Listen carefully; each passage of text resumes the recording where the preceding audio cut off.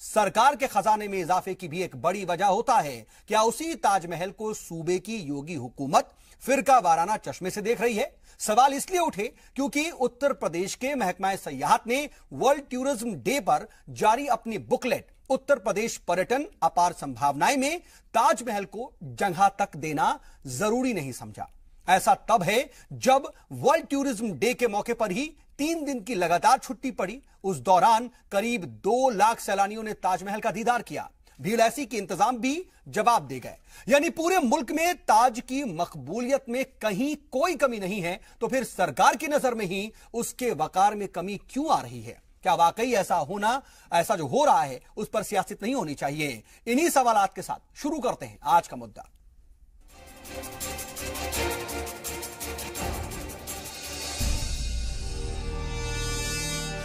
हमारी पहचान ताजमहल से नहीं हो सकती।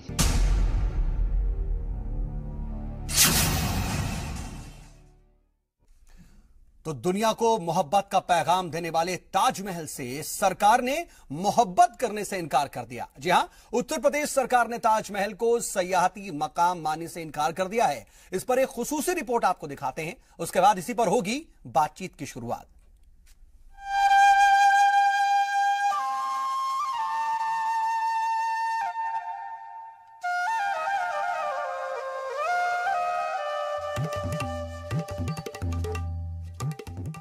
रूहे जमी पर मोहब्बत की एक ऐसी निशानी जिसके साए में प्यार करने वाले अपने इश्क की इबादत करते हैं,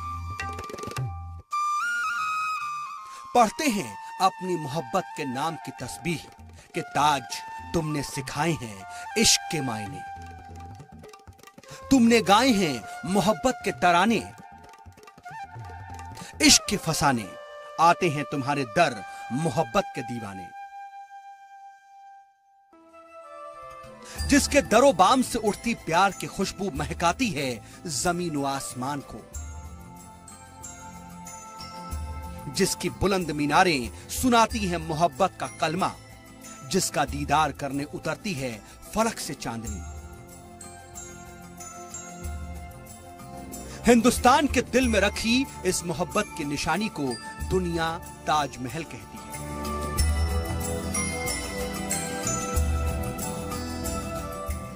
दुनिया जिसका नाम अपने दिलों की किताब में लिखती हो, अफसोस उसे सरकार ने अपनी किताब में नहीं लिखा।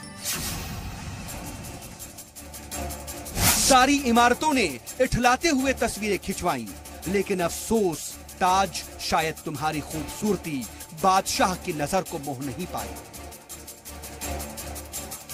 लिहाजा काट दिया गया तुम्हारा नाम उत्तर प्रदेश पर्यटन विभाग की किताब से। हमारी पहचान ताजमहल से नहीं हो सकती। ताजमहल देश के लिए एक अहमियत की जगह है। वो कोई मुसलमानों का या कोई मुस्लिम मजहब से उसका ताल्लुक नहीं है। वो अलग बात है कि उसको वक्फ कहा जाता है, लेकिन उसका ताल्लुक तो पूरे देश के बल्कि धरोहर से है और हेरिटेज में है। वो गवर्नमेंट ऑफ इंडिया का जो हेरिटेज, सुप्रीम कोर्ट ने उसके लिए बाकायदा वहाँ मॉनिटरिंग की है, और सुप्रीम कोर्ट अब भी मेरे ख्याल से मॉनिटरिंग उसकी कर रहा है कि उसको कोई नुकसान न पहुँचे। ताजमहल को उत्तर प्रदेश के पर्यटन की बुकलेट में जानबूझकर नहीं रखा हुआ है, क्योंकि योगी आदित्यनाथ जी ने पहले कभी कहा हुआ है कि ताजमहल तो हमारे संस्कृति का प्रतीक ही नहीं है। अगर ये बात सच है तो इतनी दुर्भाग्यपूर्ण है, शर्मनाक है कि इस पर टिप्पणी भी करना मैं नहीं समझता कि जरूरी है।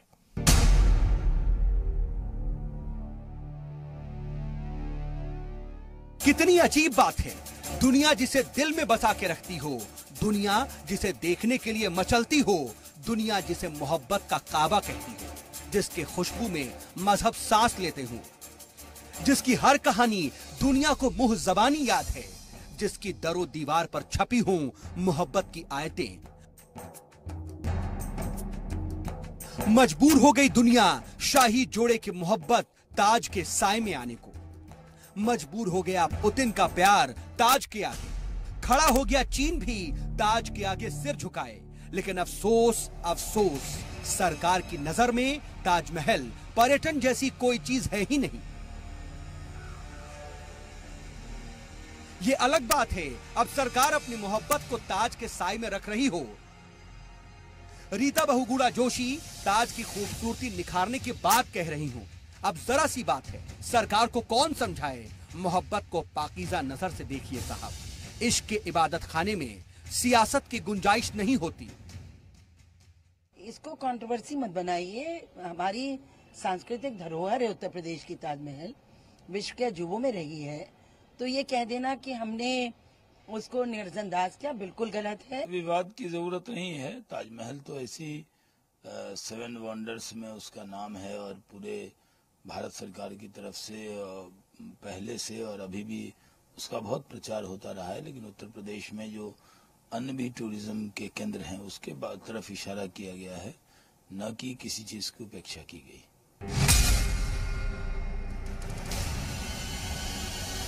आपकी नजर में नहीं होगी ताज की कोई कीमत जहां पना, लेकिन मोहब्बत के नाम से मंसूख ताज दुनिया के दिल में बसता है।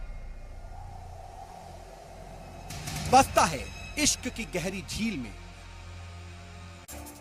दुनिया आती है हिंदुस्तान अपने इश्क को निहारने ताज की गवाही में।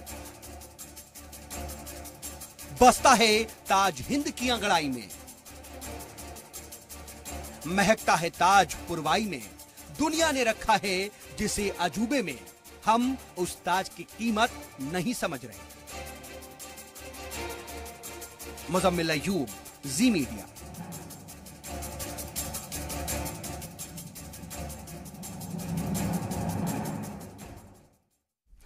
तो ताजमहल को सयाहती मकाम मानने से भी शायद इनकार कर दिया योगी हुकूमत ने। हालांकि जो बयानात सामने आ रहे हैं सरकार के नुमाइंदों की जानिब से या फिर जो पार्टी है बीजेपी की जानिब से, इन सब की तरफ से जो बयान आ रहे हैं, इतना तो साफ है कि यह गलती से नहीं हुआ, बाकायदा इसे किया गया।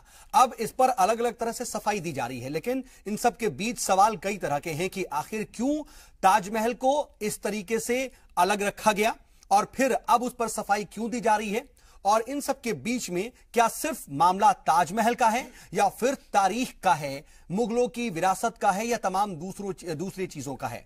इन सब के बीच में जो सवाल है, उन सब के सवाल के जवाब तलाशने की कोशिश करेंगे। हमारे साथ इस पर बातचीत के लिए खास पैनल जुड़ गया। अपने मेहमानों से आपका तारुफ करा देते हैं। हमारे साथ इस वक्त 5 खास मेहमान जुड़ चुके हैं।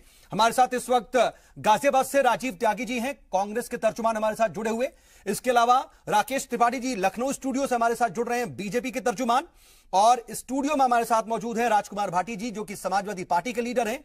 और इलियास मलिक साहब हमारे साथ सियासी तज्जियाकार मौजूद हैं। और हिंदू धर्म गुरु हमारे साथ एच.एस. रावत साहब भी, डॉक्टर एच.एस. रावत स्टूडियो में ही मौजूद है। आप सभी का बहुत बहुत इस्तकबाल इस प्रोग्राम में। और राकेश त्रिपाठी जी, बातचीत की शुरुआत आपसे ही करना चाह रहा हूं और सवाल मेरा यही है कि आखिर ये सोची समझी बात अगर हुई है, इसमें कोई गलती नहीं है, तो क्या वाकई मौजूदा योगी हुकूमत इस तरह के मकामात यानी कि टूरिस्ट प्लेस को भी फिरका वाराना यानी कि एक तरीके से सांप्रदायिक चश्मे से देख रही है?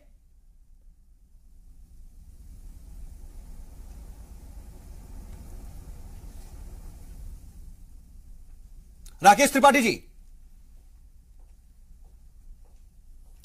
चलिए राकेश त्रिपाठी जी से हमारा इस वक्त जो राब्ता है वो नहीं हो पाया है। हम उनसे दोबारा बातचीत करेंगे, उनके पास दोबारा जाएंगे। लेकिन एच.एस. रावत साहब, वही सवाल आपसे, आपको क्या दिखता है? क्या इसमें सियासत हो रही है? क्या कहीं ना कहीं सांप्रदायिक चश्मे से देख रही है गवर्नमेंट? ना तो इसमें सियासत है और ना ही इसमें कहीं सांप्रदायिकता है। इसमें क्या है कि इसका नेगेटिव इफेक्ट, जहां शाहजहां ने पूरा देश बर्बाद कर दिया, लोगों का टैक्स लेकर के, कर लेकर के, और एक अपनी ऐसी पत्नी के लिए पूरे देश को बर्बाद करना और उसको फिर 9वें अजूबे के अंदर ला करके कहीं ना कहीं खड़ा करना, प्यार के अंदर, 7वें अजूबे के अंदर। और बच्चों के ऊपर इसका नेगेटिव इफेक्ट ये आता है, अगर आप इसकी कहानी पढ़ाते हैं कि भाई एक बादशाह ने जो टैक्स लिया था, इस वक्त कितना टैक्स वापस आता है और कितना पैसा आता है, ये भी बताते वो मायने नहीं रखता। मायने ये रखता है सर, मायने ये रखता है कि आजकल जो ताज देखने जाता है वो ये सोचता है, ये बात गिना रही है, अगर मेरी बेगम मर जाती है, अगर आप ये बात गिना रही है, बेगम शहीद होती है, तो मैं आज ताजमहल तो नहीं बनवा पाऊंगा, लेकिन ताजमहल की जगह कुछ ना कुछ तो करूंगा। यानी हर आदमी के दिमाग में एक मानसिक दिवालियापन आता है प्यार का, इस वक्त जो देश के लिए बहुत गलत था और भारत देश के लिए बहुत बुरा हुआ था उस समय ताज बनवाना, ये नहीं होना चाहिए था, ये हमारी संस्कृति का हिस्सा नहीं है। इससे अच्छे अच्छे मंदिर, अच्छी अच्छी जगह हमारे देश के अंदर मौजूद है और उनको दिखाना चाहिए। उस वक्त के टैक्स और कर की बात आप करते तो इस वक्त टैक्स से कितनी वसूली, और ये भी बता दीजिए ना, क्यों नहीं बताते? वो वसूली आज के जब देश बर्बाद हुआ, यानी किसान बर्बाद हुआ, मजदूर बर्बाद हुआ, उनके हाथ काट दिए गए, उस टैक्स के मुकाबले ये जो टैक्स है तो कुछ भी नहीं है, नगण्य, ये कोई टैक्स नहीं। इसीलिए मैं पूछना चाह रहा था कि आपके नजर में वो नहीं है, भले ही यूपी हुकूमत उससे साल दर साल बहुत पैसे कमा रही हो। बहरहाल राकेश त्रिपाठी जी, मैं आपके पास भी वही आ रहा हूं, आपके पास पहले भी आया, मैं बस इतना जानना चाह रहा हूं कि क्या वाकई ये योगी हुकूमत या यूपी की जो मौजूदा हुकूमत है वो इस तरह के मकामात, टूरिस्ट प्लेस को भी फिरका वाराना यानी कि सांप्रदायिक चश्मे से देख रही है? साजिद जी, मुझे लगता है इसको शायद समझने में कुछ भ्रम की स्थिति बनी। सर, हम समझाने के लिए तो आपको बुलाया, हमने आपको बुलाया है, समझना ही तो चाहते हैं। उत्तर प्रदेश कहीं भी उत्तर प्रदेश पर्यटन की लिस्ट से ताजमहल को बाहर नहीं किया है। अच्छा, ताजमहल बहुत बड़ा पर्यटन का केंद्र है और केवल उत्तर प्रदेश के लिए नहीं बल्कि भारत का सबसे बड़े पर्यटन केंद्रों में से एक है। बहुत सारे विदेश से नागरिक भारत केवल ताजमहल देखने के लिए आते हैं।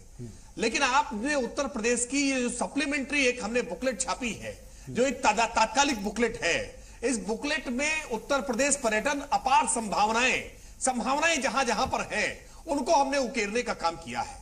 अब तक जहां पर पूर्ववर्ती सरकारों को ध्यान देना चाहिए था, चाहे वो शाकुंभरी देवी का मंदिर हो या देवी पाटन का मंदिर हो, उत्तर प्रदेश में कतरनिया घाट का अभ्यारण्य हो या लखनऊ में जिस प्रकार का तमाम सारे स्थान, लेकिन गंगा आरती को तो कम से कम किसी प्रमोशन की जरूरत नहीं है। चाहिए नहीं, बिल्कुल जरूरत है। आप देखिए कि गंगा आरती पहले दशाश्वमेध घाट पर केवल एक जगह होती थी, अब 80 घाट पर भी गंगा आरती हो रही है। और अब घाटों में, पहले के घाटों की स्थिति में और अब के घाटों की स्थिति में बहुत परिवर्तन आया है। कल के बनारस और आज के बनारस में लगातार परिवर्तन आ रहा है। और बनारस में अब भी धार्मिक पर्यटन करने वालों की संख्या तुलनात्मक रूप से बहुत कम है, जिसमें बहुत संभावनाएं हैं बढ़ाए जाने की, और वो बढ़ाए जाने के लिए हम प्रयास कर रहे हैं। उन प्रयासों को आगे बढ़ाने के लिए इस मतलब सीधा स्टैंड है कि इसमें कहीं भी यह नहीं है, किसी तरह से दो नजरी नहीं है। ताजमहल को लेकर के जो पहले स्टैंड था वही स्टैंड अभी भी है, ये कह रहे हैं आप ऑफिशियल तौर पर? नहीं, बिल्कुल स्पष्ट है। ताजमहल, बिल्कुल आधिकारिक तौर पर कह रहा हूं, ताजमहल उत्तर प्रदेश में पर्यटन का सबसे बड़ा केंद्र है। हम उसको बिल्कुल कतई ये नहीं, हम इग्नोर कर रहे हैं। लेकिन जो स्थापित पर्यटन के केंद्र के रूप में है, आप कहें कि हमने उसको इग्नोर कर दिया है, नहीं, जहां संभावनाएं ज्यादा हैं उनकी ये बुकलेट हमने छापी है। पॉसिबिलिटीज के लिए छापी। रावत साहब मैं आ रहा हूं, करोड़ रुपए हमने अभी खर्च किए अलग से। ठीक है सर। राजीव त्यागी जी, आपने एच एस रावत साहब यहां पर मौजूद है, उनको भी सुना और राकेश त्रिपाठी जी को भी सुना, आपका जवाब? देखिए, मैं पॉलिटिकल व्यक्ति हूं और राजनीतिक लोगों पे टिप्पणी करूं तो बेहतर है। रावत जी मेरे अच्छे मित्र हैं, उनकी अपनी कुछ राय हो सकती है, वो राय किसी मुद्दे पे कुछ होगी, किसी और मुद्दे पे कुछ होगी। तो मैं सिर्फ इतना कहना चाहूंगा, यूनेस्को की जो ये यूनाइटेड नेशंस की जो एक संस्था है, उसके हिसाब से पूरे देश में, भारतवर्ष में 36 ऐसी साइट है जो यूनेस्को से प्रोटेक्टेड है देश में, और उसमें ताजमहल भी एक है। बिल्कुल, उसमें बहुत सारी साइट्स हैं जिनको कहना उसका यूनेस्को मानता है कि पूरे विश्व का टूरिस्ट आकर के उनको देखता है पूरे देश में। रही बात सरकार की, तो सरकार इसमें दिग्भ्रमित है। एक बार तो सरकार ये चाहती है कि ताजमहल से जो रेवेन्यू प्राप्त होता है हमें डॉलर्स के टर्म पे या विदेशी मुद्रा के रूप में, उसको तो लेना चाहती है, लेकिन दूसरी तरफ ताजमहल के लिए ब्यूटिफिकेशन से लेकर के उसकी रखरखाव को कहीं ना कहीं बजट में कटौती करके ये इस तरह से दिखाना चाहती है कि हम लोग बात उसके बहुत विरोध में भी हैं। तो ये ठीक वही स्थिति है कि हाथी के दांत। राकेश त्रिपाठी जी ने जो बातें कही हैं, राजीव त्यागी जी, क्या आपको लगता है कि अपनी बात से पलट रहे हैं? कुछ इस तरह की बात पहले कुछ और अब कुछ और तस्वीर जाने की बात की जा रही है? देखिए, मैंने रीटा बहुगुणा जोशी जी को भी सुना। ठीक है राकेश जी, मैं उनका जवाब चाह रहा हूं। त्रिपाठी जी के नहीं, मैं कंप्लीट कर दूं प्लीज? अगर आप तो मैं कंप्लीट कर दूं। तो राकेश त्रिपाठी जी को भी मैंने सुना, और मैंने सुना रीटा बहुगुणा जोशी जी को, और माननीय मुख्यमंत्री योगी जी को भी सुना है, जो योगी जी कहते हैं ताजमहल हमारी संस्कृति का हिस्सा नहीं है। मैं मानता हूं संस्कृति डिफरेंट हो सकती है। संस्कृति भारतवर्ष में हिंदुओं की भी है, मुसलमानों की भी है, बौद्धों की भी है, सिखों की भी है, जैनियों की भी है, और हर 10 कोस पे पानी और वाणी हिंदुस्तान में बदलता है। लेकिन उसके बाद भी एक दूसरे की संस्कृति को आत्मसात करना ही निश्चित रूप से अनेकता में एकता है, जो कि भारतवर्ष की सबसे बड़ी पूंजी है। भारतवर्ष में अगर सनातन धर्म की आप बात करेंगे तो सनातन धर्म निश्चित रूप से प्रेम का, अहिंसा का, सहिष्णुता का, मानवता का प्रतीक है और प्रेम का सबसे बड़ा प्रतीक पूरे विश्व में ताजमहल को माना जाता है। आप जब संस्कृति को इतने छोटे स्वरूप में बात करके देखेंगे, मुझे लगता है संस्कृति को शायद समझने की जरूरत है। संस्कृतियां अलग अलग नहीं हो सकती हैं। भारत की एक संस्कृति है, सनातन संस्कृति है, भारत की जो प्राचीन परंपराओं के आधार पर बनी हुई विकसित हुई संस्कृति है। मैंने अपना विराम नहीं लिया था। ऐसा बिल्कुल अगर आप उसके बाद बीच में बोलेंगे तो बीच में बोलते रहिए। थोते तर्क जब होते हैं तो व्यक्ति बीच में बोल करके और चिल्ला के बात करता है। कृपया मुझे अपनी बात कहने दें। नहीं, आपकी बात बोला है राजीव जी, मैं आपकी बात बोला हूं। कहीं गली मोहल्ले के बहस में नहीं है, गली मोहल्ले की बहस में नहीं है। मैं कंप्लीट कर दूं प्लीज, त्रिपाठी जी, मैं कंप्लीट कर दूं प्लीज, मैं कंप्लीट कर दूं, उसके बाद अपने तर्क रखिएगा। मेरे तर्क अगर हल्के होंगे तो लोग बाग मेरे तर्क को नकार देंगे, आपके तर्क हल्के होंगे तो आपके तर्क। ठीक है राजीव जी, हम पॉइंट पर आते हैं। देखिए, आपने कहा गंगा आरती के बारे में बात कही, गंगा आरती के बारे में आपने बात कही। निश्चित रूप से गंगा आरती होनी चाहिए, जगह जगह गंगा आरती होनी चाहिए। लेकिन गंगा आरती का मतलब क्या है? गंगा आरती का मतलब है कि गंगोत्री से लेकर के और कलकत्ता तक, गंगा सागर तक गंगा की सफाई होनी चाहिए। क्या केंद्र सरकार ने वो की? क्या केंद्र सरकार ने जो बजट खर्च किया उसके हिसाब से गंगा सफाई हुई? पहली बात। दूसरी बात, आपने वादा किया था कि बनारस को हम क्योटो बना देंगे। क्या क्योटो बना बनारस में? बनारस में अभी तक सीवर की व्यवस्था नहीं हो पाई है। पिछले 3 साल में नगर निगम में आपके मेयर हैं, पिछले 15 साल से एमएलए आपके जीतते हैं, सांसद आपके जीतते हैं। वर्तमान में केंद्र में भी आपकी सरकार है, प्रदेश में भी आपकी सरकार है। मैं जरा जवाब ले लेता हूं जल्दी से, उसके बाद बाकी मेहमानों के पास भी जाऊंगा। राजीव जी, मैं जरा जवाब ले लेता हूं। बाजी से बाहर निकल करके देश में रियल सेंस में बात करिए। ये बुनियादी चीजें आप छोड़ देते हैं राकेश त्रिपाठी जी, और क्या वाकई आप दिग्भ्रमित हैं, कंफ्यूज हैं क्या? कह रहे हैं राजीव त्यागी। देखिए, 2 बातें हैं साजिद जी। एक तो मुख्यमंत्री जी के बयान को उत्तर प्रदेश पर्यटन की इस पुस्तिका से जोड़ करके देखा जाना ये बिल्कुल ठीक नहीं है। मुख्यमंत्री जी ने जो बयान दिया था वो एक अलग संदर्भ में है, और उत्तर प्रदेश की पर्यटन की पुस्तिका में ताजमहल का न होना ये अलग रेफरेंस में है। इन दोनों बातों को जब आप जोड़ करके देखेंगे तो उसके अर्थ अलग तरह से निकलेंगे। उत्तर प्रदेश के मुख्यमंत्री आदरणीय योगी आदित्यनाथ जी ने जो बात कही थी वो ऐतिहासिक तथ्य है कि ताजमहल भारत की संस्कृति का हिस्सा नहीं है, भारत की संस्कृति को परिलक्षित नहीं करता है, वो भारत के प्राचीन परंपराओं के साथ नहीं जुड़ा हुआ है, वो मुगल कालीन स्थापत्य कला का एक अद्भुत नमूना है। राजीव जी, मैं आता हूं। बिल्डिंग है, बहुत राजीव जी जवाब देना चाहते हैं, मैं ले लेता हूं जवाब। लेकिन इसको जिस तरह से संस्कृति को छोटे छोटे हिस्सों में तोड़ करके राजीव जी देख रहे हैं, मुझे लगता है राजीव जी कांग्रेस की संस्कृति की बात करेंगे, कांग्रेस की संस्कृति में गांधी परिवार की चाटुकारिता की संस्कृति की बात करेंगे। मुझे लगता है संस्कृतियां ये नहीं होती। क्या ऐसा है क्या राजीव जी? बहुत जल्दी से आपका जवाब देखी जाती है। देखिए, मेरी इसे आप विशेषता कहिए या कमजोरी कहिए, मैं कभी व्यक्तिगत बात नहीं करता हूं, न चाटुकारिता की बात करता हूं, कौन किसकी कर रहा है, कैसे कर रहा है। मैं नीतियों की बात करता हूं हमेशा। मैं एक प्रश्न पूछना चाहता हूं भारतीय जनता पार्टी से, जो भी सम्मानित व्यूअर्स जी सलाम के मुझे सुन रहे हैं वो भी मेरा प्रश्न सुन लें और वो भी अपने मन में सोचें। अगर ये संस्कृति की बात करते हैं तो राष्ट्रपति भवन अंग्रेजों ने बनवाया था, तो उसको निश्चित रूप से ढा देना चाहिए, ढा करके नया राष्ट्रपति भवन बनना चाहिए। साउथ ब्लॉक जहां पे प्रधानमंत्री बैठते हैं, चाहे वो भारतीय जनता पार्टी के प्रधानमंत्री रहे हो, चाहे वो कांग्रेस पार्टी के प्रधानमंत्री रहे हो, सब साउथ ब्लॉक में बैठते हैं। अंग्रेजों ने किया था उसका गठन, अंग्रेजों ने उसको बनाया था, क्या उसको भी ढा देना चाहिए? लाल तो क्या अपनी सहूलत के हिसाब से संस्कृति और सकाफत को भी देखा जा रहा है? मुगलों का प्रतीक है मैं इस पर जवाब जो है जस रावत साहब से भी लेना चाहूंगा। क्यों दे रहे हैं? ठीक है, लेकिन अभी बाकी मेहमान अभी डिबेट में नहीं आ पाए, मैं उनको भी जोड़ूं जल्दी से। नहीं, मुद्दों को पूरा नहीं कर पाते, विकास। ठीक है राकेश त्रिपाठी जी, राजनीति करते एक सेंटेंस में जवाब चाहूंगा मैं, इस पर जवाब भी राकेश रावत साहब से भी लेना चाहता हूं। मैं राकेश त्रिपाठी जी से पहले जवाब ले लूं फटाक से, फिर मैं रावत साहब। देखिए, हमने ताजमहल की महत्ता को कहीं कम नहीं किया है, हमने ताजमहल के इंपॉर्टेंस को कम नहीं आंका है। ताजमहल की बात यहां दूसरी हो रही है, लेकिन बात यहां पर दूसरी हो रही है। राकेश जी सवाल दूसरा था, मैं चाहूंगा वो जवाब दें आप शॉर्ट में। नहीं, देखिए, उन्होंने जिस तरह से कहा कि तमाम अंग्रेजों की बिल्डिंगों से भारत की पहचान होगी, क्या नहीं हो सकती है? भारत की पहचान, भारत की रीति नीति, भारत की परंपरा, भारत के धर्म, भारत के संस्कार, भारत के खान पान, भारत के वेदों से होगी। भारत की पहचान इन तमाम बिल्डिंगों से नहीं हो सकती है। इन बिल्डिंगों के आधार पर भारत की पहचान भारत की गंगा यमुना से होगी। ठीक है रावत साहब, त्यागी जी, आपने बहुत अच्छा लॉजिक दिया कि पार्लियामेंट को ढा देना चाहिए या इंडिया गेट को भी ढा देना चाहिए। आपकी बात में लॉजिक है, लेकिन अंग्रेजों के और मुगलों के अत्याचार में फर्क है। अंग्रेजों ने जितना शोषण किया उससे ज्यादा कहीं दो तरह का शोषण मुगलों ने किया था।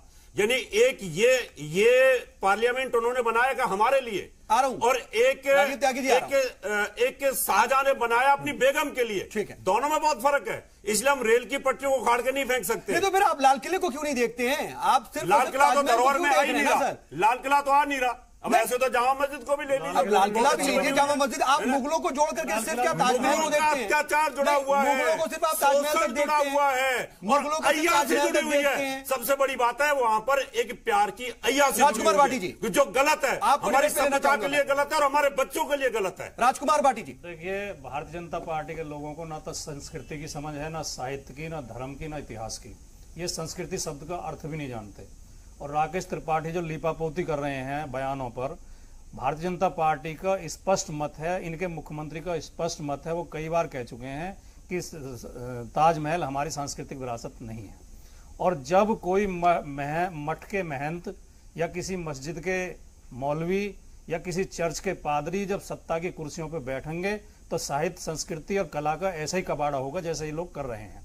ये बहुत ही चिंताजनक बात है देश की। हम देखते थे कि अगर सपा हुकूमत जो है, अगर टूरिज्म के एड्स भी देख ले, हम देख ले, तो बहुत ज्यादा तवज्जो ताजमहल को देती थी। ताजमहल सऊद साहब विदेशों में भारत की पहचान है, भारत का ताज है, भारत की सांस्कृतिक, भारत की नहीं विश्व की सांस्कृतिक धरोहर है, जो यूनेस्को ने अपनी सूची में उसे विश्व धरोहर शामिल किया। और जो अभी त्यागी जी कह रहे थे 36 उन्होंने गिनवाई विरासत जो यूनेस्को ने शामिल की हैं। मैं ये भी बता दूं कि उन 36 में 3 या 4 ही हिंदुओं की बनाई हुई हैं, उनमें मुसलमान और बौद्धों की ज्यादा बनाई हुई हैं। नहीं जाते हैं ना, नहीं, ये हिंदू मुसलमान पर हर बात पर जाते हैं। ठीक है, इसलिए इन्हें केवल घृणा इसलिए कि वो एक मुसलमान ने बनाया था। भारत की पहचान मोहब्बत से भी घृणा है, उसकी संस्कृति सभ्यता से है। आप प्रेम के भी विरोधी हैं, मोहब्बत के भी विरोधी हैं। वो मोहब्बत की निशानी है, इसलिए भी आप उससे नफरत करते हैं। भारत की पहचान नहीं, भारत की पहचान सामलात है। भारत बहुसंस्कृति का देश है, भारत में बहुत सारी संस्कृति है। कौन मना करता है सर? कौन मना कर रहा है? एच.एस. रावत साहब, कौन मना कर रहा है कि भारत की पहचान रामायण से नहीं है, गीता से नहीं है, वेद और पुराण से नहीं है? भारत में ढेरों संस्कृतियां हैं, भारत में एक संस्कृति नहीं है। एक संस्कृति आप सब पर नहीं थोप सकते। पहले ताजमहल, भारत में अनेक संस्कृति, अनेक भाषाएं हैं, भारत की पहचान अनेक भाषाएं हैं, अनेक पहनावे, अनेक पूजा पद्धतियां हैं, राम से है, कृष्ण से है, अनेक धर्म है। ऐसे ताजमहल तो आप लाख बना लो, अभी बना लो, लाख बन जाएंगे। क्या बात करते हो? लेकिन रावत साहब, मैं आपको ये साफ कर देना चाहता हूं कि कोई ये नहीं कह रहा है कि भारत की पहचान वेदों से, पुराणों से, गीता से, राम से और किसी और से नहीं है। भाटी जी कह रहे हैं, हमेशा कहा जा रहा है। नहीं, भाटी जी ने ये बात नहीं कही। आप यहाँ पर मतलब 500 वर्ष पहले कुछ था ही नहीं देश में। ऐसा भाटी जी कुछ पढ़ के आओ, ऐसा कुछ नहीं। रावत साहब, बड़े दिल से चीजों को एक्सेप्ट करना जरूरी है। क्या बात कर रहे हो? कुछ नहीं पढ़ा। ठीक है, ताजमहल से भारत को जोड़ रहे हो। आता हूं, नहीं जानते आप। एक शाहजहां जिसने अपनी बेगम के लिए बर्बाद कर दिया देश को, आप उसी संस्कृति से जोड़ रहे हो। जो प्यार में मर गया, प्यार में पागल हो गया, 5-7 बीवी रखने वाला, उसको आप भारत की संस्कृति से जोड़ रहे हो। आप सोच समझ के छोटी मोटी पार्टी के प्रवक्ता नहीं है। क्या बात कर रहे हो? आप देश की संस्कृति को जोड़ रहे हो। यहाँ पर हिंदुस्तान की संस्कृति को समझिए पहले। आपको समझ है? तमीज नहीं है आपको तमीज है? बिल्कुल तमीज नहीं है। आप क्या बात कर रहे हो? हमारी पहचान ताजमहल से, इस मकबरे से है जिसमें लाशें खड़ी हुई है, उससे हमारी पहचान है, जिसमें लाश चढ़ी हुई है। कोई विद्वान नहीं हो जाता, विद्वान नहीं हो जाता। बेकार की बातें मत करिए यहाँ पर। राजनीति मत करिए। हिंदुस्तान की संस्कृति से जाना जाता है। एक पत्थर और जिस मकबरे में लाश जड़ी हुई है उसमें दफन है, उससे हमारी संस्कृति जानी जाएगी। आप कैसे प्रवक्ता है? तो यूनेस्को गलत कह रहा है। अरे यूनेस्को के गुलाम है हम, यूनेस्को के हम गुलाम नहीं है। आप हमारी संस्कृति के हम अपने आप दावेदार हैं। यूनेस्को कौन होता है? आप एक संस्कृति सब पे थोपना चाहते हैं। क्यों? ये आपकी गलती है। हमारी संस्कृति आप भारत की थोपना चाहते हैं। हम गुलाम हुए किसी कारणवश और उसका हमने भोगा। भारत में बहुत सारी संस्कृति हैं, भारत की बहुत सारी भाषाएं करते हैं, बहुत सारे धर्म। रावत साहब और भाटी साहब, देखिए यहाँ पर इतना तो साफ है कि कम से कम कोई ये नहीं कह रहा है कि ताजमहल भारत की संस्कृति से जुड़ा हुआ है। यहां पर टूरिस्ट प्लेस की बात हो रही है और उससे आप अगर आप बाहर करते तो इस पर होगा। चलिए इलियास मलिक के पास मैं जाना चाह रहा था, लेकिन इलियास मलिक साहब मैं आपके पास नहीं आ पाया, माफी के साथ। ब्रेक पर जाना जरूरी है, लौटते और सीधे आपके पास आएंगे सर।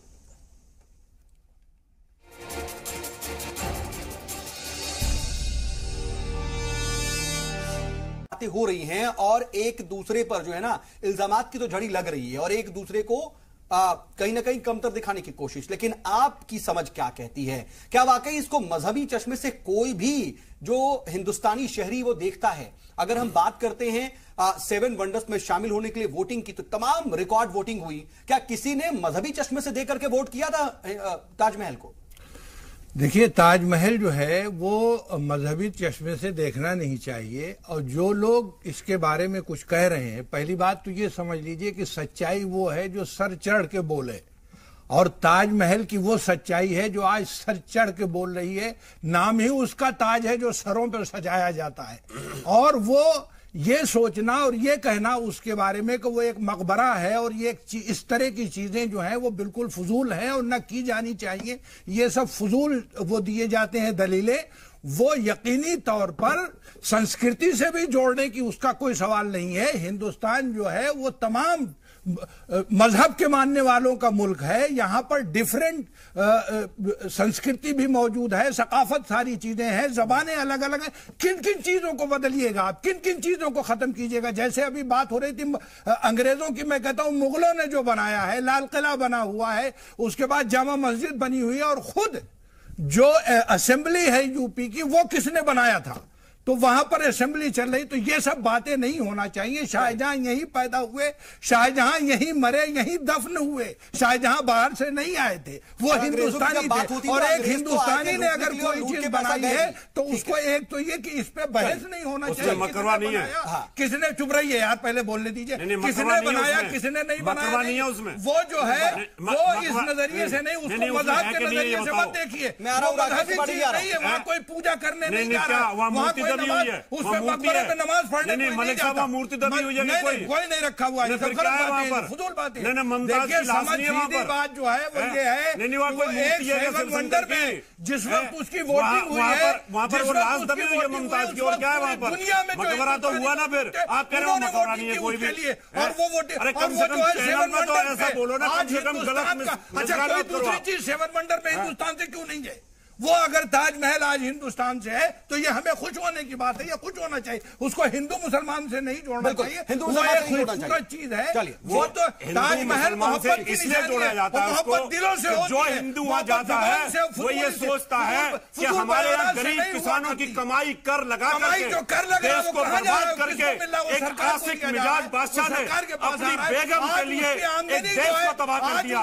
इसलिए हम वो सोचने में मजबूर होते हैं, और जो प्यार के हुए टूटे हुए लोग विदेशों से वो आकर के मत्था टेकते हैं। इसलिए हमारे जैसे लोगों को इस बात की तकलीफ होती है कि एक अपनी बेगम के लिए एक बादशाह एक देश को बर्बाद कर सकता है। इसलिए हमारे जैसे लोग कभी कभी उस बादशाह की बुद्धि भ्रष्ट को देखने के लिए जाते हैं। वो कितना भ्रष्ट व्यक्ति रहा होगा, वो कितना आशिक मिजाज रहा होगा कि जिसने हिंदुस्तान को बर्बाद कर दिया, हिंदुस्तान के किसानों को बर्बाद कर दिया और बनाने वाले लोगों के हाथ चाट दिए। इससे जगत में क्या हो सकता है कि इतनी खूबसूरत बिल्डिंग कोई बनाई और उसके हाथ काट दिए? तो इसका मतलब ये रहा कहीं ना कहीं देश को बात करने वाला ऐसा व्यक्ति रहा होगा। आप दोनों को रोक रहा हूं, आप दोनों को रोक रहा हूं। सर, हम डिबेट को आगे बढ़ाते हैं। बड़ा मुल्क है, ठीक है, किसी एक चीज सिर्फ चलिए हम डिबेट को आगे बढ़ाते हैं। ठीक है, ठीक है, इलियास मलिक साहब मैं आता हूं, वही तो कह रहा हूं, चलिए इलियास मलिक साहब मैं आ रहा हूं। राजीव त्यागी जी, मैं तो कहता हूं युवाओं को राजीव त्यागी जी, चाहिए, ठीक है, किसी भी बादशाह को प्रेरणा नहीं चाहिए, किसी भी युवा को ताजमहल से और बादशाह से और मुमताज से कोई प्रेरणा नहीं लेनी चाहिए। अगर आप प्रेरणा लेते हो तो कहीं ना कहीं बर्बादी की निशानी। रावत साहब चलिए, कोई चलिए आपके कहने से कोई प्रेरणा लेगा भी नहीं और आपके ना कहने से कोई रुक नहीं जाएगा। मोहब्बत नहीं सर, ऐसे बात नहीं कर पाएंगे की निशानी है, सर, ऐसे बात नहीं पाएंगे। ऐसे मानसिक बीमार कोई मतलब नहीं है सर की निशानी है। ऐसा है, ऐसे कोई बात नहीं। इलियास मलिक साहब, इलियास मलिक साहब, मैं लोग क्या जाने जो इलियास मलिक साहब, इलियास मलिक साहब, इलियास मलिक साहब, इलियास मलिक साहब, इलियास मलिक साहब, रावत साहब पानी पी लीजिए। रावत साहब पानी पी लीजिए, इलियास मलिक साहब आप भी पानी पी लीजिए, मैं आऊंगा आप दोनों के पास। चलिए, तमाम तरह की बात है, अपने अपने तर्क रख सकते हैं, अपने अपने लॉजिक दिए जा सकते हैं, लेकिन लड़ना नहीं है। बहरहाल हम आते हैं, लेकिन राजीव त्यागी जी जरा ये बताइए कि क्या वाकई बात सिर्फ और सिर्फ ताजमहल की है? क्या हम कभी देखते हैं कि किसी सड़क का नाम बदला जाता है, कभी हम देखते हैं तारीख बदली जा रही है, सिलेबस बदले जा रहे हैं, तमाम चीजों में बदलाव होता है, फिर ताजमहल को इस तरह से लिस्ट से बाहर करना, इस तरह की बातें सामने आती हैं, भले ही ये सफाई दी जा रही हो। क्या एक ओवरऑल पर्सपेक्टिव में हम इसे देख सकते हैं किसी और तरह से क्या, या आप इस तरह से देखते हैं क्या? देखिए, ये सभी मुद्दों से निश्चित रूप से इसलिए उठाए जा रहे हैं इन मुद्दों को जिससे लोगों का जो बेसिक मुद्दे हैं, जो मूलभूत मुद्दे, उनसे ध्यान भटके। नहीं, क्या ये जो है आपस में कनेक्टेड है? कि आप जो जून के प्रथम सप्ताह मुगलों की विरासत पर जो एक तरह से हमला हो रहा है, जिस तरह की बातें की जा रही है, क्या आपस में कनेक्टेड है? मेरे एक प्रश्न का जवाब दे दीजिए। जो भी है सज्जन महानुभाव बैठे हैं, बड़े बड़े विद्वान लोग बाग बैठे हैं, जो लोग बाग संस्कृति की बात कर रहे हैं, जो बात कह रहे हैं कि हम लोग बाग खतरे में, सनातन धर्म खतरे में है, मैं उनसे एक प्रश्न पूछना चाहता हूं कि तैमूर लंग, महमूद गजनवी, मोहम्मद गौरी, मुगल, डच, पुर्तगाली, अंग्रेज, फ्रेंच, इसके अलावा शक, हूण, इवन आर्यंस, जितने भी लोग बाग यहां पर आए, उन्होंने क्या हिंदू धर्म को खत्म कर दिया, सनातन धर्म को खत्म कर दिया? जबकि जितने भी शासक आए, जैसे तैमूर लंग एक क्रूर शासक था, क्या वो हिंदू धर्म को, सनातन धर्म को खत्म कर पाया? क्या आज सनातन धर्म इतना कमजोर है कि वो खत्म हो जाएगा? मैं नहीं मानता कि सनातन धर्म को कोई खत्म कर सकता है। भारतीय जनता पार्टी लोगों को भयभीत करके और लोगों को ऐसे मुद्दे उठा करके मूलभूत मुद्दों से ध्यान भटकाना चाहती है। भारतीय जनता पार्टी के जो प्रवक्ता है, उनसे एक बात पूछना चाहूंगा। आपने दावा किया था, आपकी सरकार ने दावा किया था कि 24 घंटे बिजली आएगी उत्तर प्रदेश में। क्या 24 घंटे आप बिजली दे पा रहे हैं? आपने खुद कहा था कि सड़कों के गड्ढे खत्म कर दिए जाएंगे 30 जून तक। क्या सड़कों के गड्ढे आप खत्म कर पाए? आपने कहा था कि 84 लाख किसानों को 1 लाख रुपए राकेश त्रिपाठी जी, क्या आपने ये सत्य नहीं? 6 रुपए से लेकर 15 रुपए तक का आप ऋण माफ कर रहे हैं। तो ये सब मूलभूत मुद्दों से ध्यान भटकाने की साजिश है सरकार की, क्योंकि सरकार कहीं भी डिलीवर नहीं कर पा रही है, पहली बात। दूसरी बात जो बहुत महत्वपूर्ण मैं कहना चाहता हूं, मुझे 30 सेकंड का समय और दे दीजिए, बहुत महत्वपूर्ण बात कहना चाहूंगा। रहीम खान खाना जब ये कहते हैं, ऐसी वाणी बोलिए मन का आपा खोए, औरन को शीतल करे और आपो शीतल होए, तो क्या हम इस विरासत को छोड़ दें? क्या हम इस विरासत को भूल जाएं? कबीर जब ये कहते हैं कि क्या आप डिलीवर नहीं कर पा रहे हैं, दोनों भाई नैन, राजीव त्यागी कह रहे हैं हिंदू और मुसलमान, आपसे ही सवाल है कि आप डिलीवर नहीं कर रहे हैं, और जो तमाम वादे किए थे उन वादों को पूरा नहीं कर पा रहे हैं, अभी उसके कदम भी आगे नहीं बढ़े। शायद अब तक आवाज नहीं पहुंची थी, इसलिए मैं उनके सवाल दोहरा रहा हूं। मैं बिल्कुल साजिद जी, बीच में तकनीकी समस्या के कारण जो है मैं सुन नहीं पा रहा, लेकिन मैंने जितनी बात समझी है, 2-3 बातें मैं अलग अलग रखूं। एक बात कि ये जो भ्रम फैलाया जा रहा है कि उत्तर प्रदेश की सरकार उत्तर प्रदेश की पर्यटन लिस्ट से ताजमहल को बाहर कर रही है, पूरी तरह से गलत है, बेबुनियाद है, तथ्यों से परे है। पहली बात, हमने अपार संभावनाएं जहां जहां है उनको उद्धृत करने की बात की है, जो पहले से ही एक पर्यटन केंद्र के रूप में योगी जी ने क्यों बोला राकेश जी, उसको इग्नोर करने का राकेश जी, योगी जी ने क्यों बोला? आप मुख्यमंत्री कुछ बोल रहे हैं, आप कुछ बोल रहे हैं, और धर्म के ठेकेदार कुछ बोल रहे हैं। मैं तो ये कहना ही चाह रहा था। नहीं, मैं इनकी बात से सहमत इसलिए नहीं। राकेश त्रिपाठी ने तो पहले ही आपकी बात को काट दिया, तभी तो मैं इनसे पूछ रहा हूँ। अभी योगी जी की स्टेटमेंट कुछ और होती है, आपके प्रवक्ताओं की स्टेटमेंट कुछ होती है। आपने हिंदू धर्म को मजाक समझ रखा है क्या? अरे भाई रावत जी, नहीं, त्रिपाठी जी ये बताइए, हिंदू धर्म को मजाक समझ रखा आप लोगों ने क्या? सुन लीजिए, एक तरफ योगी जी बोलते हैं कि नहीं ताजमहल हमारी संस्कृति का नहीं है, और मैं भी यही बात कर रहा हूँ, हमारी संस्कृति का ऐसा नहीं है, और आप कह रहे हैं हम उसको रखा हुआ है। आपकी बात का जवाब दूंगा, बोलो ना नहीं है संस्कृति का ऐसा, हम नहीं रखेंगे इसको। मैंने पर्यटन की बात, ठीक है, पहले राजीव सुनेंगे कि नहीं सुनेंगे, लगातार बोलेंगे की बात का जवाब, उसके बाद पहले विषय सुन लीजिए। ठीक है, मैं दोनों लोगों की बात का जवाब दे देता हूं। देखिए, मैंने कहा ना कि 2 अलग अलग तरह के भ्रम फैलाए जा रहे हैं। एक वक्तव्य मुख्यमंत्री का है और दूसरा उत्तर प्रदेश पर्यटन की पुस्तिका का है। उत्तर प्रदेश की पर्यटन की पुस्तिका में ताजमहल का न होना और उसके साथ में मुख्यमंत्री के बयान को जोड़ना यह तर्कसंगत नहीं है। लेकिन मुझे बताइए, मैं आ रहा हूं, आप दोनों के पास आऊंगा, लेकिन राकेश त्रिपाठी जी, मेरा सवाल ये मुझे त्रिपाठी जी से जवाब ये लेना। त्रिपाठी जी, मेरी बात का सिर्फ लॉजिकल जवाब दीजिए। यहां पर त्यागी जी बैठे बड़ी लॉजिकल बात करते हैं, इनकी बात का मैं जवाब दूंगा। मुझे ये बताओ, आपका देश का मुखिया, हमारा देश का मुखिया, जो कि हिंदुत्व को लेकर के एजेंडे को चलते हैं, वो कह रहे हैं कि हमारी संस्कृति का ऐसा नहीं है, आप लिपापोती क्यों कर रहे हैं? आप बोलो ना सीधा कि हम मुख्यमंत्री की बात को सहमत करते हैं, कम से कम हम लोगों को तसल्ली तो होगी ना। अरे सुन लो भाई, आपका प्रश्न हो गया, आपका प्रश्न हो गया ना, अब उत्तर सुन लीजिए धैर्यपूर्वक, थोड़ा धैर्य रख करके उत्तर सुन लीजिए। आप नहीं तय करेंगे कि मैं क्या बोलूंगा और क्या नहीं बोलूंगा। हिंदुत्व के ठेकेदार आप नहीं हैं।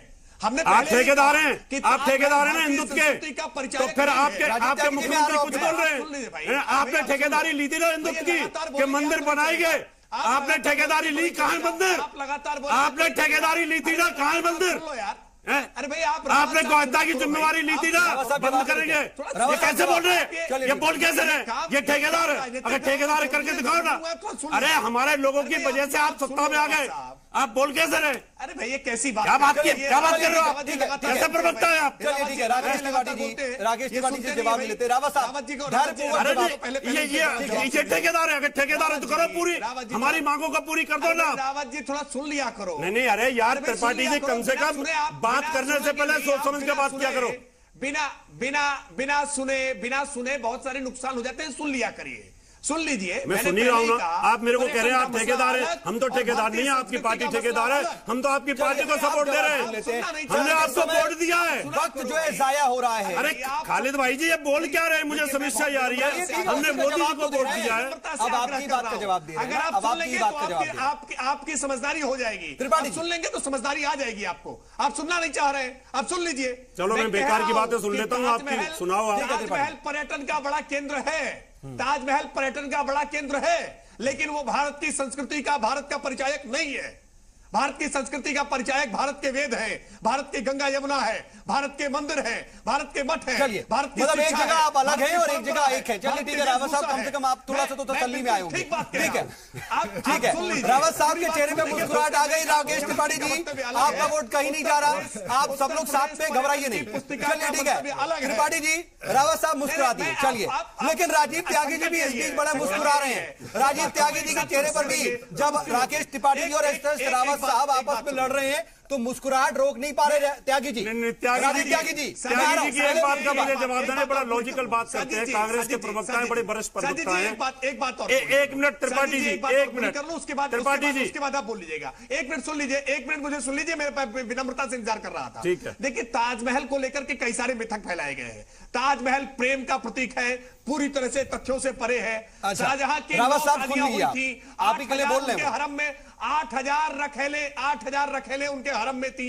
शाहजहां कहीं भी किसी भी, मैं आ रहा हूं राजीव त्यागी जी, इसकी चलिए ठीक है सर, उसकी डिटेल हम पढ़ लेंगे। चलिए ठीक है, राकेश त्रिपाठी जी पढ़ लिया जाएगा, गूगल कर लेंगे सर, उस पर भी जाते हैं। एच.एस. रावत साहब जल्दी से जवाब राजीव त्यागी से पूछना चाह रहे हैं, मैं उनके पास जाना चाह रहा हूं। राजीव जी, आप बहुत विद्वान और बड़ी लॉजिकल बात करते हैं। आपने कहा कि हिंदुत्व और सनातन को कोई खतरा नहीं हुआ, तैमूर आए, महमूद आए, गजनबी आए, सब आए।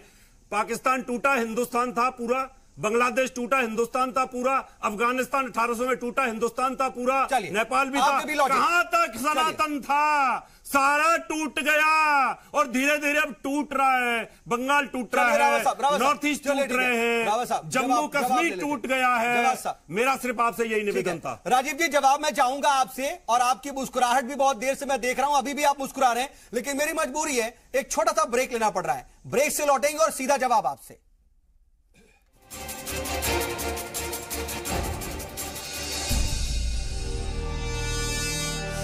हमारी पहचान ताजमहल से नहीं हो सकती।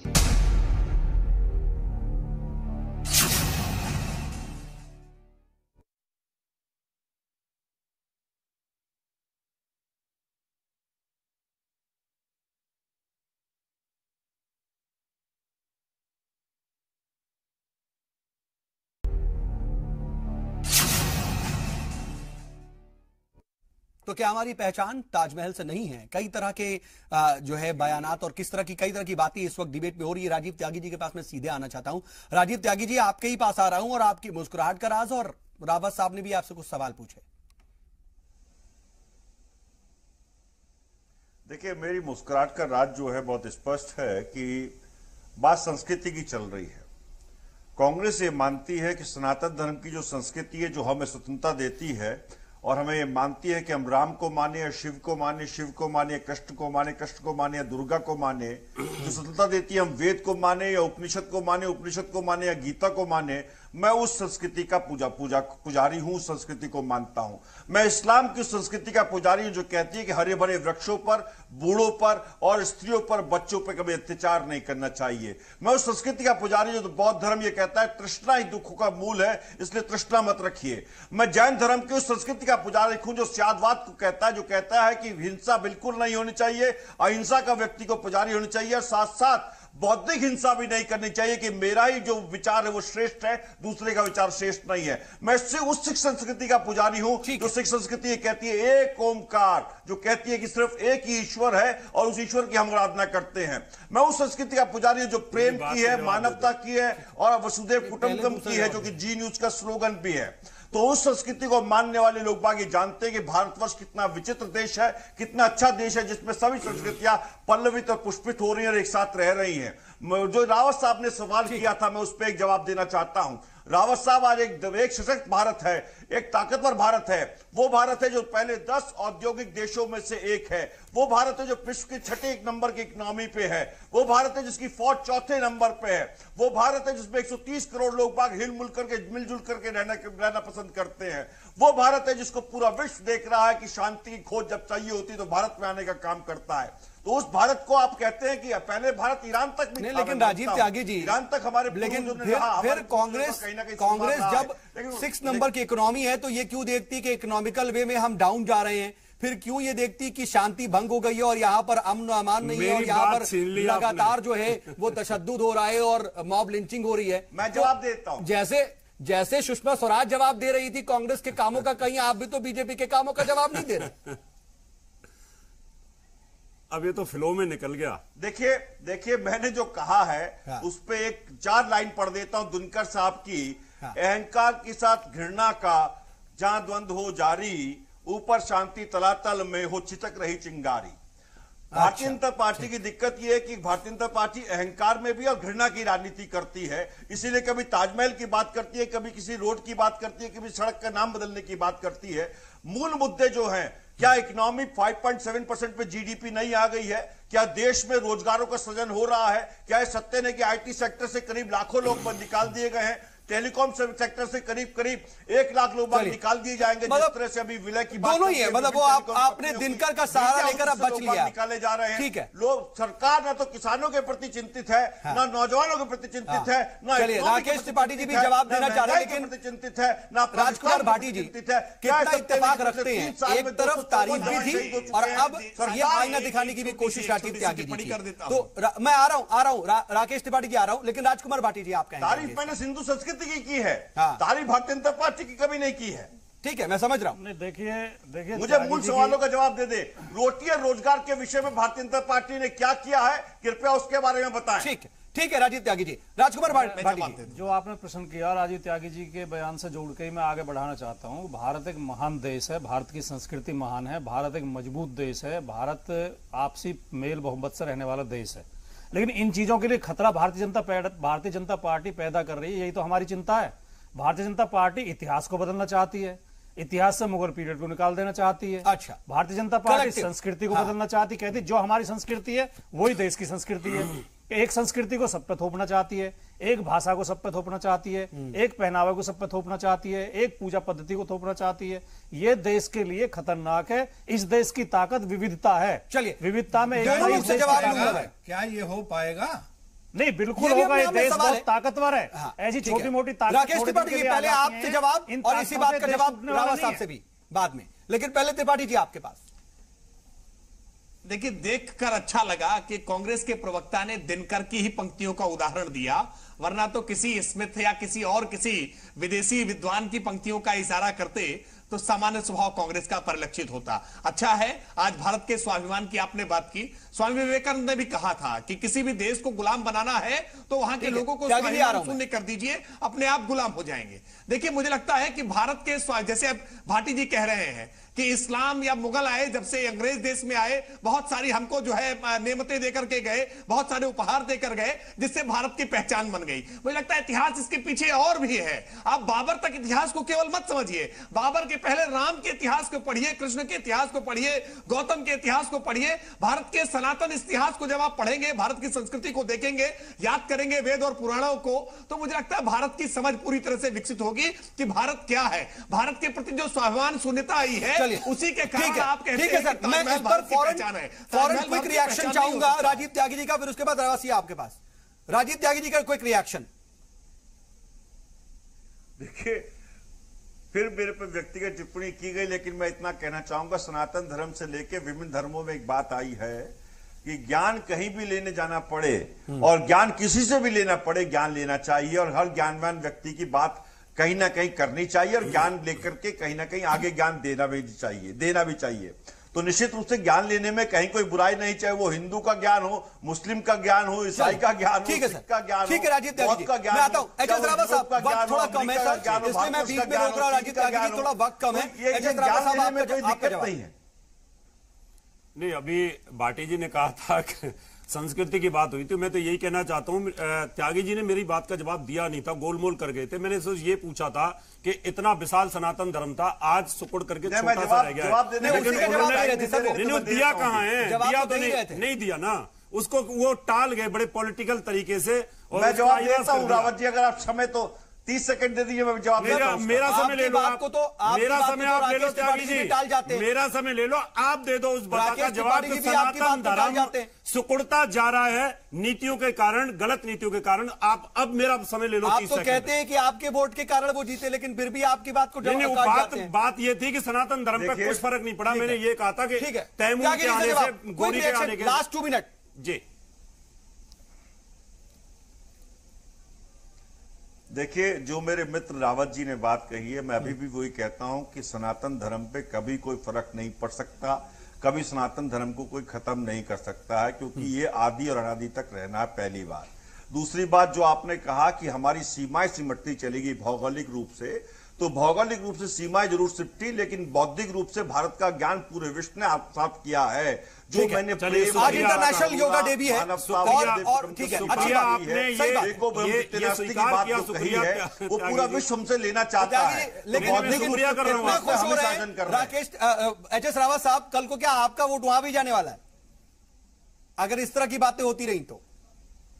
रावत साहब जी, मैं नहीं, मैंने तो सिर्फ ये कहा उनको त्यागी जी, राकेश त्रिपाठी जी की धड़कन बढ़ जाएगी कि मेरा वोट इधर नहीं जा रहा ना। आपका सपोर्ट कांग्रेस को होगा। चलिए ठीक है, अब मैं यही बोल रहा हूँ कि अगर ऐसी बातें हो तो जवाब दे देता हूँ, जवाब देता हूँ। त्यागी जी अगर मंदिर बना देते हैं तो हमारा वोट तो त्यागी जी को भी, मतलब सिर्फ मंदिर पर ही वोट मिलेगा। बिल्कुल मिलेगा। धर्म की जो हानि हो रही है इसकी वृद्धि के लिए त्यागी जी अगर आगे आते हैं हमारा वोट मिलेगा। 1 मिनट से भी कम वक्त है। इलियास मलिक साहब, मैं आपके पास आऊंगा फाइनल कमेंट के लिए, लेकिन भाटी जी।